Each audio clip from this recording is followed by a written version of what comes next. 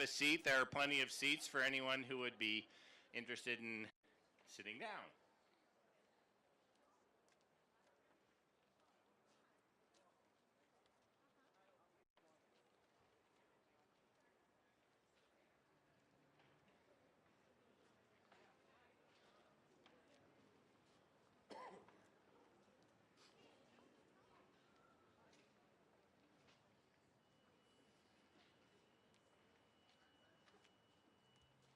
Good afternoon. My name is Stan Penfold. I would like to call to order this meeting of the Salt Lake City Council. We will begin with the presentation of the colors and the Pledge of Allegiance performed by the Salt Lake City Police Department Motor Squad, followed by the Salt Lake City Fire Department Choir performing the national anthem. Would you please stand?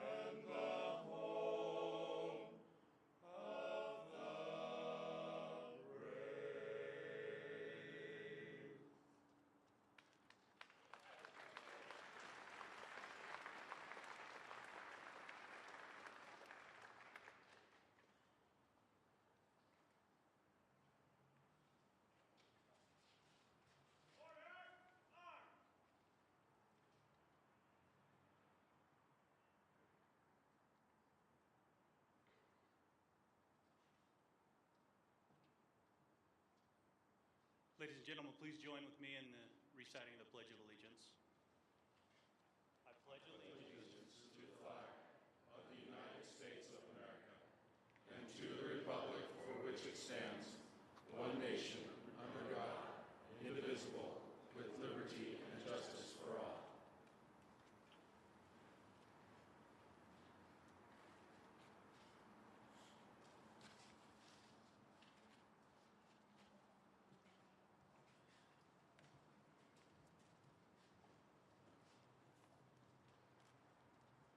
You may be seated. Thank you.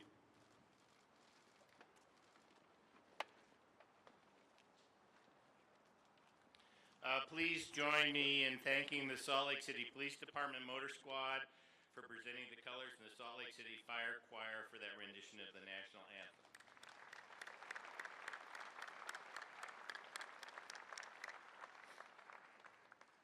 I would like to welcome you all to this meeting of the Salt Lake City Council and Oath of Office ceremony. This is the ceremony during which the officials who were elected to serve you in November's election will receive and affirm their oath of office. I would also like to extend a special welcome to family members and guests of the council members and council members-elect, as well to all of the elected officials, community leaders, residents, and city employees in attendance today. Welcome. It has been my incredible pleasure to serve on this exceptional body for the past 8 years. A good friend and fellow elected official recently told me how impressed he has always been with the Salt Lake City Council.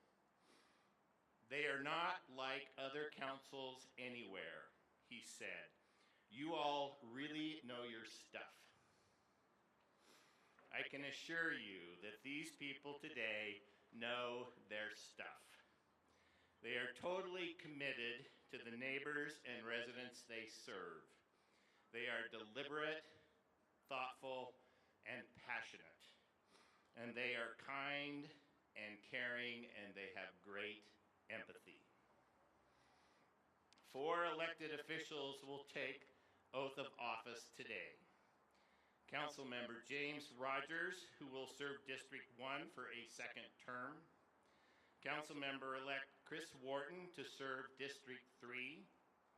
Councilmember Aaron J. Robinson Mendenhall, who will serve District 5 for a 2nd term. And Councilmember-elect Amy Ann Fowler to serve District 7. Amy and Chris, today you join an amazing group of people who will embrace you and guide you and probably fight with you a little bit once in a while. And in the process, they will become great colleagues and lifelong friends. Welcome. First to take the oath of office is District 1 Councilmember James Rogers, whose oath will be administered by John Rogers, Notary Public. Councilmember Rogers will be accompanied by his wife Megan and daughter Sadie. Would you please step up to the landing?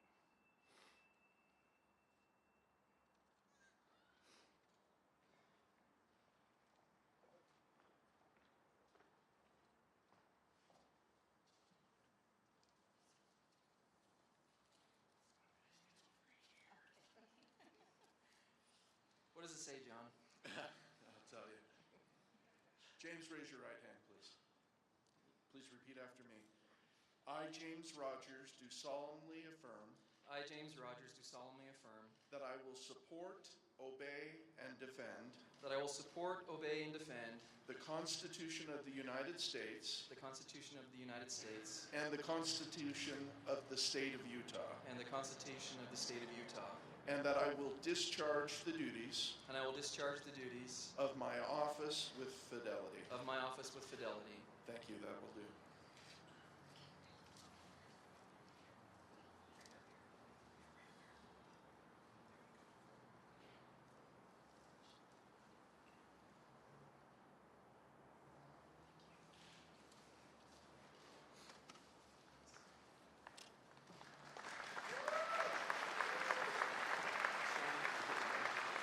James just had the key to the city placed on his lapel.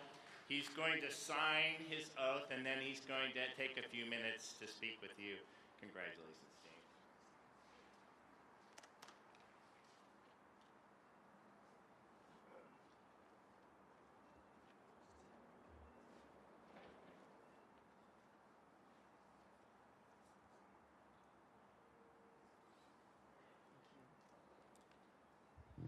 Well, there are a few things different today than there was 4 years ago. I'm wearing a coat. 4 years ago, I wasn't wearing a coat and it was awfully cold. I've lost a few hair up here, gained a few here. I've widened out a little bit, but I think that comes with age and with beauty, is what I'm told. It is such a tremendous honor to be here with all of you today. I can't believe it has already been 4 years since I first experienced an inauguration. That was such a memorable time for me and for my family. You can't help but feel the significance of office when you are surrounded by so many people who invest so much into our community. I just need to thank my wife, my children, my family, our friends, with all the stuff they've put up with over the past 4 years. We've got 4 more to go. But I feel like this is one of the most important aspects of any inauguration, which is the oath of office. It represents an opportunity for an elected official to demonstrate their commitment to all the people who have supported them for the last 4 years. I have been entrusted by my friends and neighbors from Salt Lake City's District 1 to safeguard their interests and represent them in the way that benefits and improves our community. I have strived to do that in the best way I know how, which is by listening, just like our friend who's over there yelling across the street. Everyone turn around and wave to him. Hello!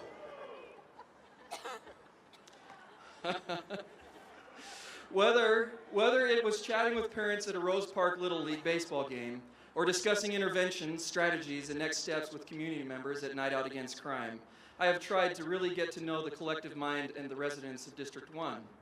Paul Ryan has said that every successful individual knows that his or her achievements depends upon a community of persons working together. I know that the key of successes we have realized over the past 4 years is a direct result of the community engagement that we enjoy in Salt Lake. The lifeblood of any community is powered by energy, virtue, and intelligence of its citizens.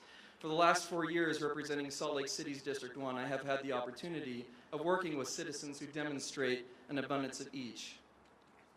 The author George Eliot once stated, "What do we live for if it is not to make life less difficult for each other?" I love this quote because I think it really captures the spirit of civic engagement. I have the unique pleasure of working directly with 4 of the most amazing areas in Salt Lake City. My monthly meetings with the communities of Rose Park, Fair Park, Jordan Meadows, and West Point are some of the most enjoyable aspects of the City Council service. These community councils embody what George Eliot suggests in working tirelessly to identify ways to make life less difficult and more gratifying for residents in their communities. Their input and collaboration on issues facing District 1 have been invaluable. They play a key role in how I address the needs and develop strategic planning for our community. Over the last 4 years, there have been a number of important developments that have impacted residents of District 1. The northwest quadrant of the district has become an important economic hub and has the potential to become one of the most significant economic forces in the state. 2 of the largest projects in the state of Utah are currently taking place in the northwest quadrant of our district. The investment in the new airport should generate further growth in industry for residents in the area. District 1's fingerprints are all over the development of the northwest quadrant projects. Engagement from residents and local governments have ensured that these will be successful projects for years to come and provide a tremendous benefit to the residents of the area. While the airport will be an amazing edifice, our community, which has served as the true gateway for the city, will continue to play an integral role in shaping the perception of our state. Through good policy and local oversight, we will ensure the community continues to successfully fulfill this important role and function. With all of these large-scale developments occurring, it is easy for us to forget that it is really the small and simple things that create a fabric of a community. Though they may be much less recognized and celebrated, the construction of the fitness track at Rose Park Elementary, and the improvement of the Redwood Meadows creates safe and engaging areas for residents to interact, develop, and support healthy living, and generate thriving and more livable locations for residents to get together and enjoy one another's company. I am proud to have played a part in the addition of social workers and police officers, which will do so much to improve our community. Since historic West High School was first built, there has never been a dedicated bridge for students to cross the railroad tracks. I am excited about the new elevated pedestrian bridge that will ensure the safety of our students and residents. The North Temple Jordan River Trail Bridge is another exciting development because it not only improves transit in an eco-friendly manner, but because it encourages recreation in our district. This accomplishment has been over 50 years in the making and will provide a tangible benefit to our community. I am so optimistic about the future outlook of our city, and I'm truly excited to work with many newly elected officials and representatives. However, I would feel remiss if I didn't take a moment to identify the tremendous efforts of some former elected officials. First, former Mayor Ralph Becker, Community Council members Stan Penfold, Lisa Adams, Luke Garrett, and Kyle Amalfa. None of the aforementioned projects and successes would have been as effective without the commitment and support from these great leaders. Having personally served as chair and vice chair while on the council and knowing the commitment that such service requires, I want to commend them. I want to commend them for their countless hours that they have spent in service to Salt Lake City and its residents. I am grateful for all of these things.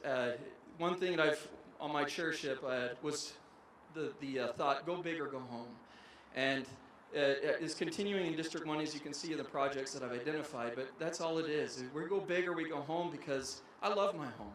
I love Salt Lake City. Salt Lake City is my home. And council members, thank you, Lisa and Stan. Go big or go home. This better not be the last that we hear of you two, so thank you.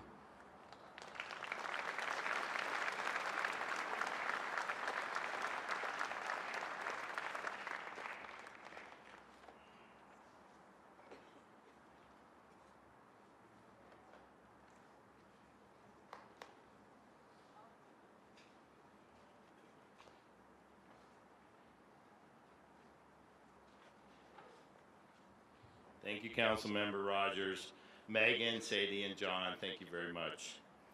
Following the next oath of office, Council Vice Chairperson Charlie Luke will resume conducting the meeting because, well, you'll figure out in just a minute.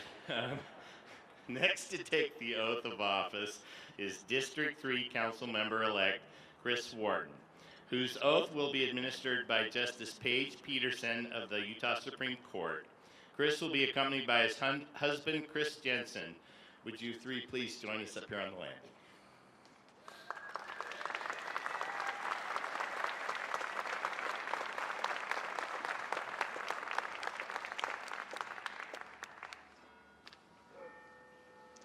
All right, will you please raise your right hand? I, Christopher Wharton, do solemnly affirm I, Christopher Wharton, do solemnly affirm that I will support, obey, and defend that I will support, obey, and defend the Constitution of the United States the Constitution of the United States and the Constitution of the State of Utah, and the Constitution of the State of Utah, and that I will discharge the duties and that I will discharge the duties of my office with fidelity. of my office with fidelity. Thank you again.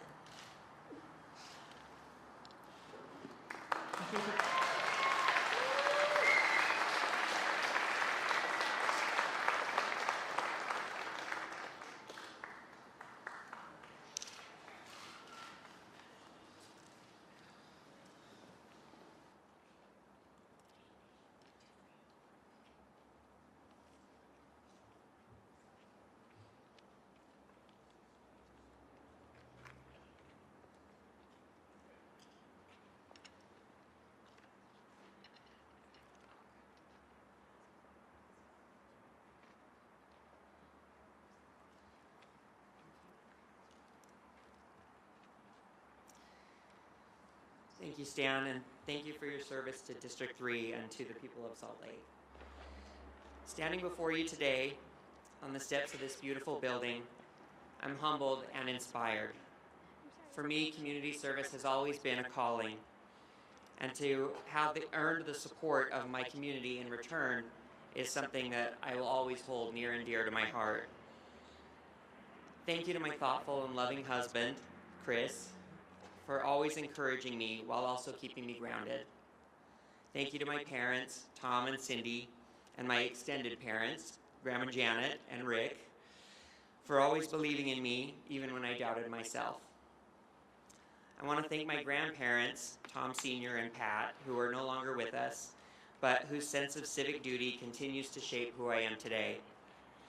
To the rest of my family, especially my most ardent and outspoken supporter, Karen, thank you for being my safety net and for always being there whenever and wherever I needed you. Because pets are a big deal in District 3, I also want to thank Blanche the Corgi and my cats, Tim Gunn and Ferguson, for being my only loved ones who couldn't care less about the campaign. I'm grateful to my network of loyal friends who donated, hosted parties, made calls, and walked door to door because they know my passion for Salt Lake City is contagious.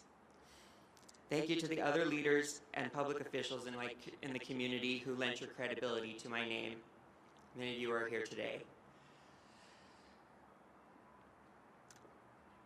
I also want to thank my campaign team, Ryan LeRae and John Catan, and everyone at Grassroots Utah, for focusing me on the right things, making sure we all had the facts, and staying confident in our message.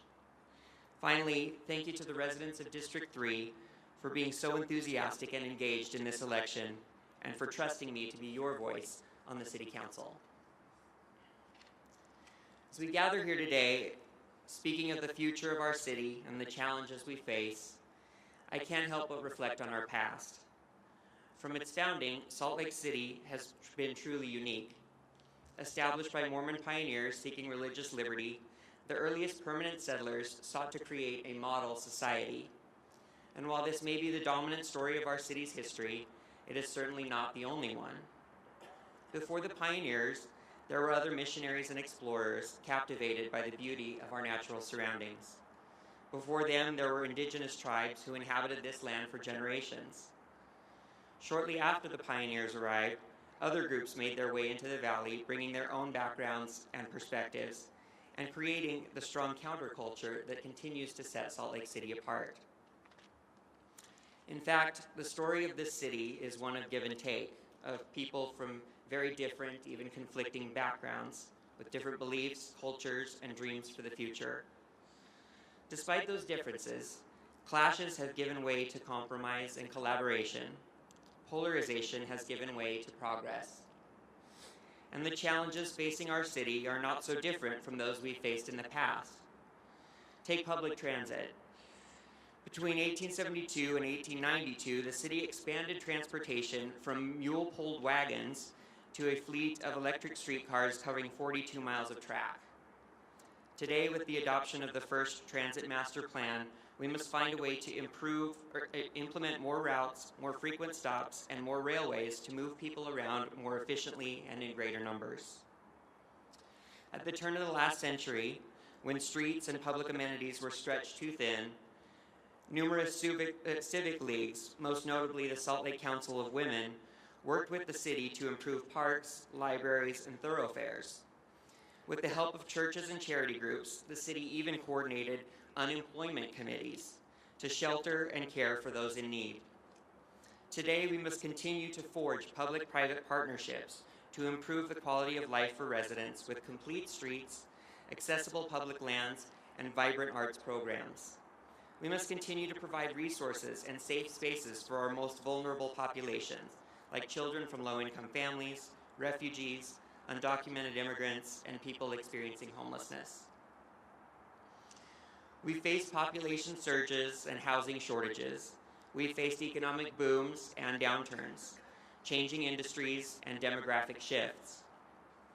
Even clean air is something that we have overcome before. In 1908, Salt Lake City leaders championed efforts to reduce smoke pollution across the valley, an effort that continued into the 1920s. Once again, air quality represents the greatest threat to our environmental sustainability, and we must find new measures and build new coalitions to turn the tide of toxic air. These are just a few of the important issues the Salt Lake City Council will face over the coming years. As complicated and intimidating and novel as these problems may seem, we must not forget that we have faced these tasks before in some form. We've learned our city does best when all sides come together to move forward. That's how a city founded by a small religious minority became one of America's top refugee relocation cities. It's how an old Western town became one of the best cities for millennials and young professionals. It's how a locality built on mining evolved to be one of the greenest cities in the country. And how, despite being in one of the reddest states, we have one of the highest queer and transgender populations in the nation. Frankly, it's how someone like me, a liberal, gay millennial, sixth-generation Utahn, can represent the district that includes Temple Square, the Utah Capitol, and the two oldest, most established neighborhoods in the state.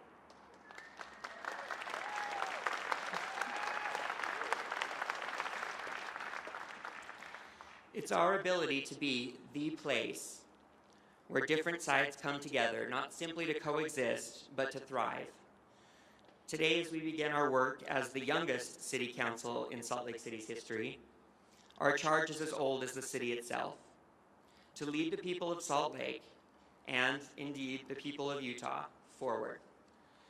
To form a capital city that is known for our unique identity, innovation, and inclusiveness. Thank you.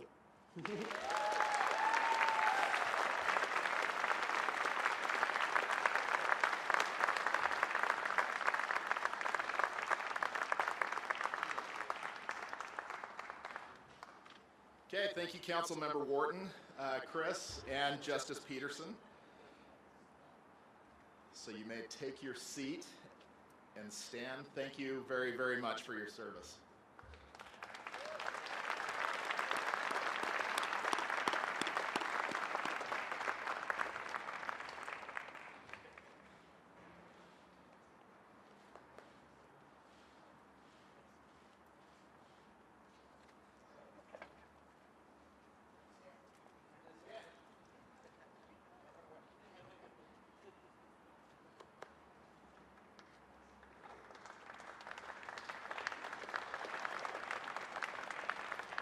Okay, next up to take the oath of office is District 5 Councilmember Aaron J. Robinson Mendenhall, whose oath will be administered by Cindy Mansell, City Recorder.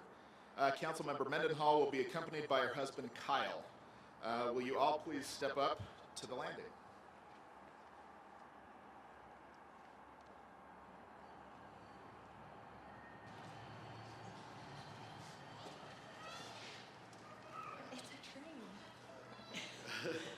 Just raise your right hand and repeat after me.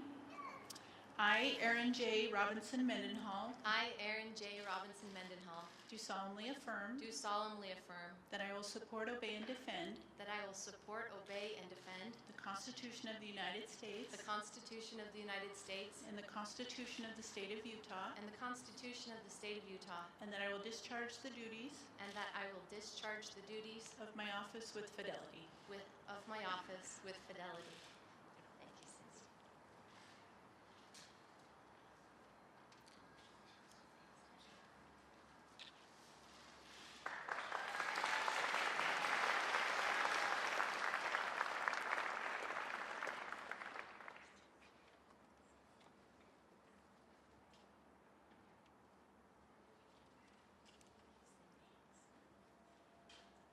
I've got a talk in my pocket.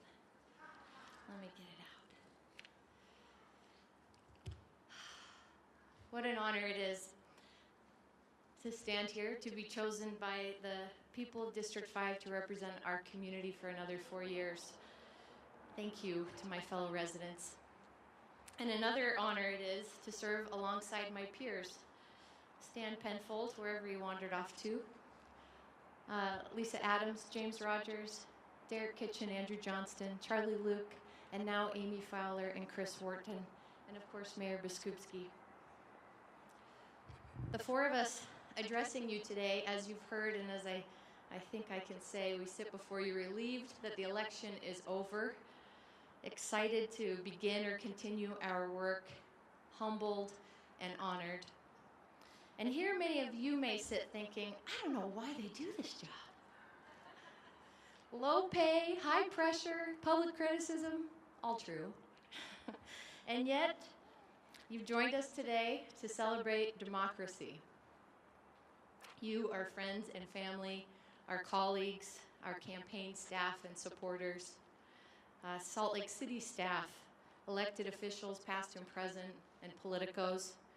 Regardless of your current willingness to serve in office or become a candidate, we all recognize the value of public service, of giving of oneself to the work of the community. I'll requote Councilmember Rogers and novelist George Eliot, who said, and quite poignantly, what do we live for if not to make life less difficult for one another? You do this every day already, serving your family, your neighbors, strangers, nonprofit organizations, churches, and more. This city is strong with community spirit and service of all kinds. It's that very sense of community that anchors us in times of disarray, of times of loneliness, and even now, perhaps especially now, with the collective and growing frustration with federal politics. If you're like me, there's many days when I'd rather turn my car radio off from the news broadcast than hear what new monumental mistake our president has made, or the blow-by-blow of federal gridlock du jour. But these feelings of bewilderment and frustration have actually moved many people into politics all throughout history. The greatest president yet of my lifetime, Barack Obama, said, "Change will not come if we wait for some other person or some other time. We are the ones we've been waiting for, and we are the change we seek." As women in elected office, Mayor Biskupski, Amy Fowler, and I are part of a mere 27% of female-held elected seats in this state today. We must achieve greater gender equality in elected offices here in Utah.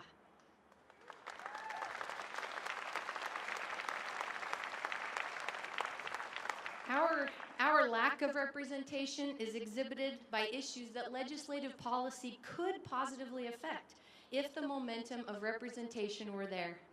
The gender wage gap is one such issue wherein Utah is the 4th worst in the nation, with women making 70 cents to every dollar of their male counterparts, and Latina women in Utah making 41 cents to every male dollar. 26% of Utah's female workforce is the sole or primary breadwinners for their families.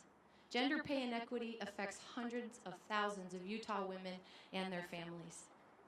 I have been working with Mayor Biskupski and her administration on this issue, and I'm excited to see our work advance with forthcoming policy recommendations that include workplace expectations, pay decision processes, interviewing practices, and I hope child care opportunities for Salt Lake City employees. That's a nod to former council member Jill Remington Love, who started that ball rolling many years ago.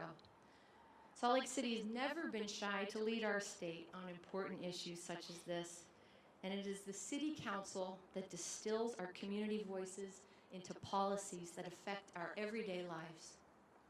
Our quality of life as neighborhoods and as individuals is tightly threaded into the fabric of policy that's woven on the 3rd floor of this building. So today, I'd like to make you an offer. Lunch.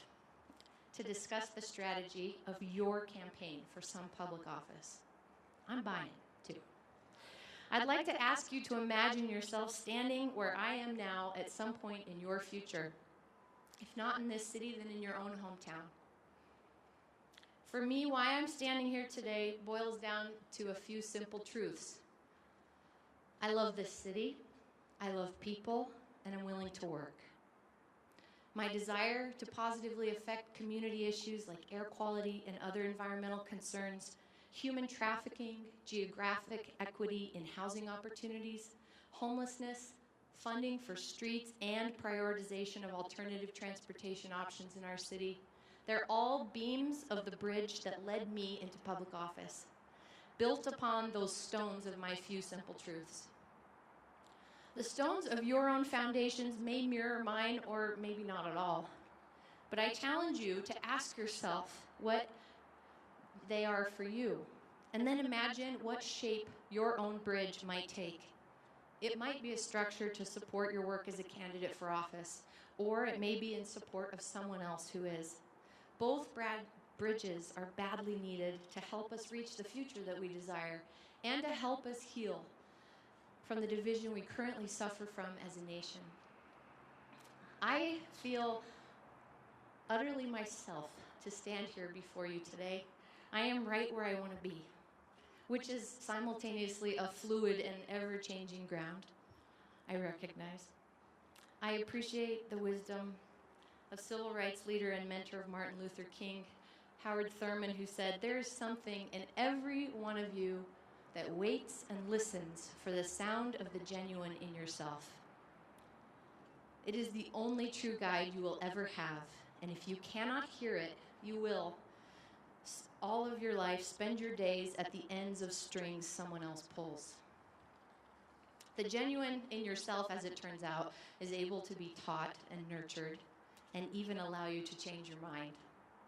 This office, perhaps every elected office, allows you the opportunity to learn far more than you imagined as a candidate. It offers you the grinding stone of public opinion to hone your tools for making decisions. This position allows you to learn from the best of the best, from public utilities to sustainability, from HR and IT to the airport, police and fire to the library, our own brilliant city council staff, and so many more. It is a humbling and dynamic experience. I want to thank my campaign manager, Michael Iverson, my amazing children, Everett, Mila, and Cash, for your patience and love and support of my work. I thank my husband, Kyle, for your firsthand understanding and your love, and for keeping your opinion out of my work.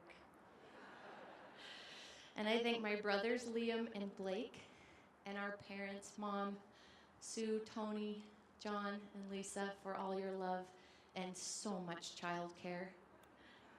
4 years, that's what we're offered to do our best for our neighbors and for this city. I'll end by echoing Vice President Joe Biden, who said, "Do nothing or take history into our own hands as few generations are given the opportunity, and bend it in the service of a better day." Thank you.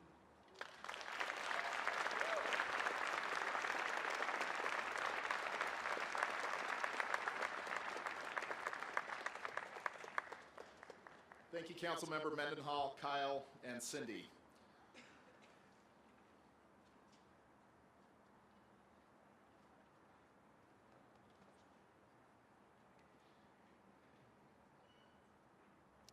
Next to receive the oath of office is District 7 Councilmember-elect Amy N. Fowler, whose oath will be administered by Justice Dino Jimones.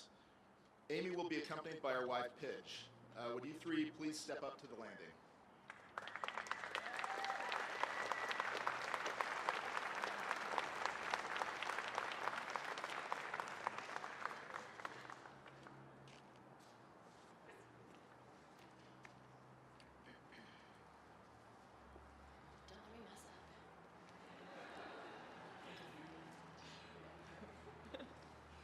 Would you raise your right hand?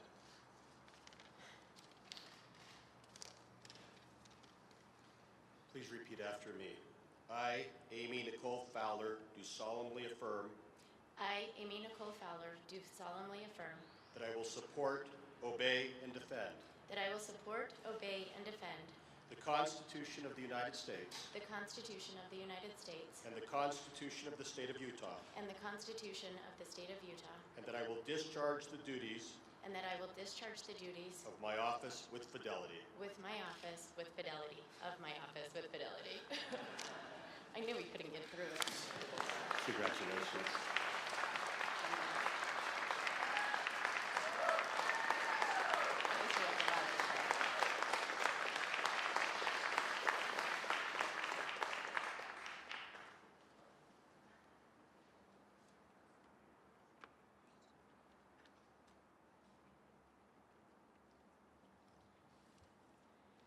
Page out of Aaron's book. Whew. When I was little, I vowed to change the world. And when I told people this, I was often met with the all too familiar adult skepticism. You know, that look we give young, bright-eyed people when they say they want to do something that says, "Just wait, kid. Just wait."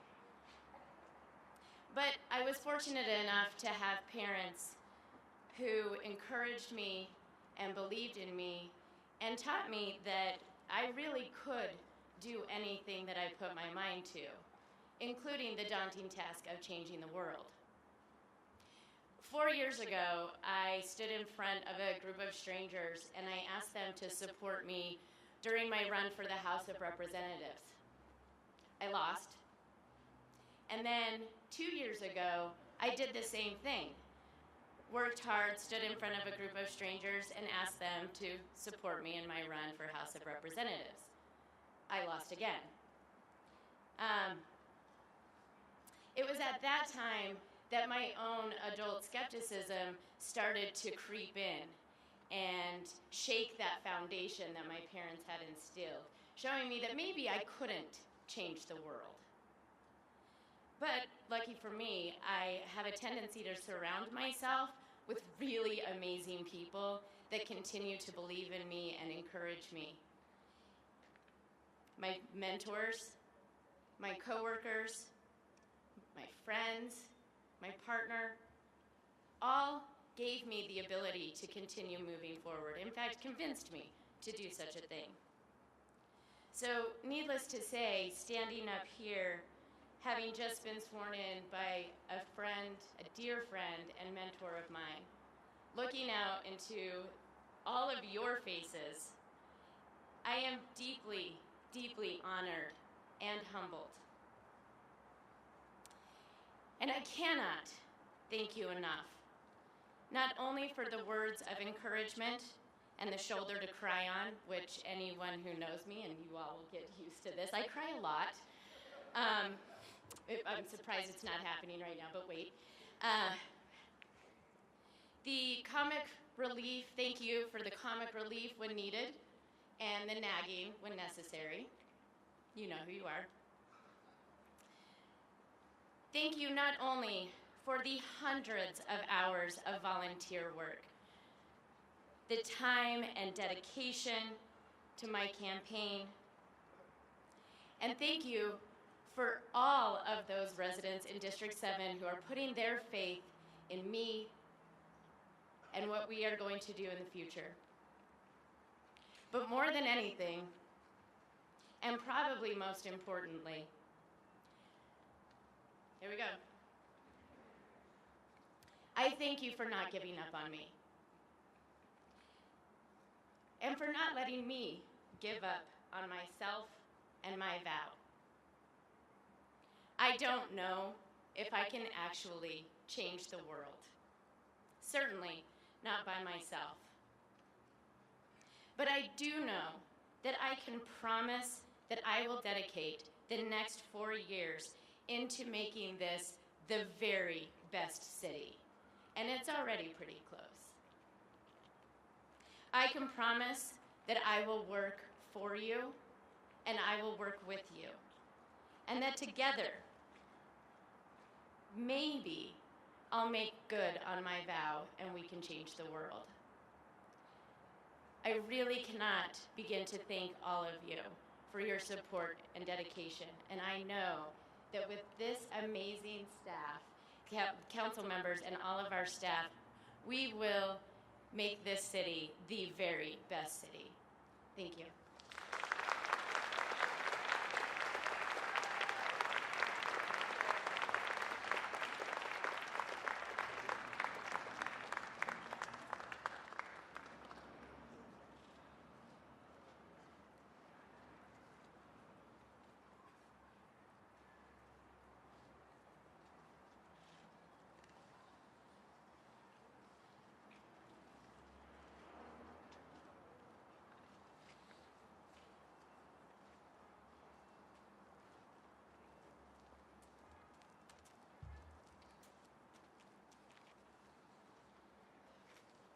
Thank you, Councilmember Fowler, Pidge, and Justice Dino Jimenez. And Lisa, thank you also very, very much for your incredible 4 years of service.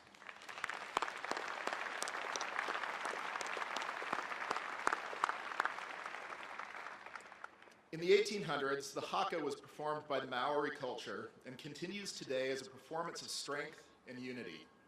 Cultures from all over the world are represented in Utah, and we are proud to highlight the Maori culture in a performance of the haka.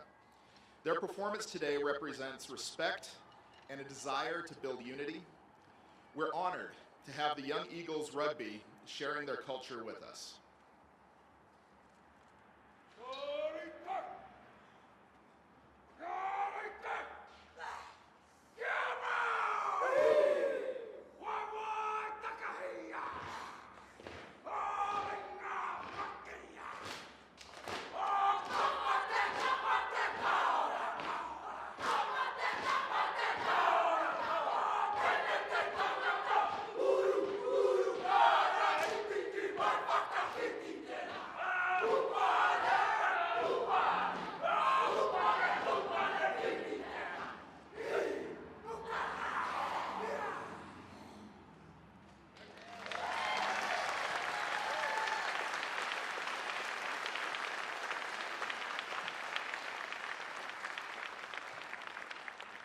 Thank you so much to Young Eagles Rugby for the inspirational performance.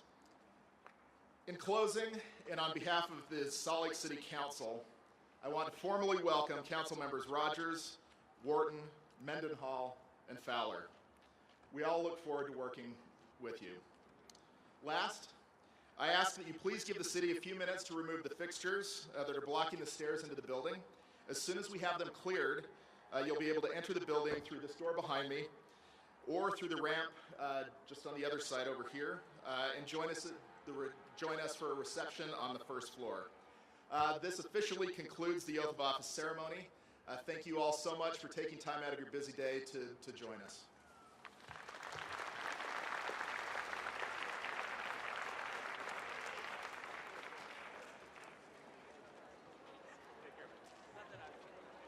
Thank you.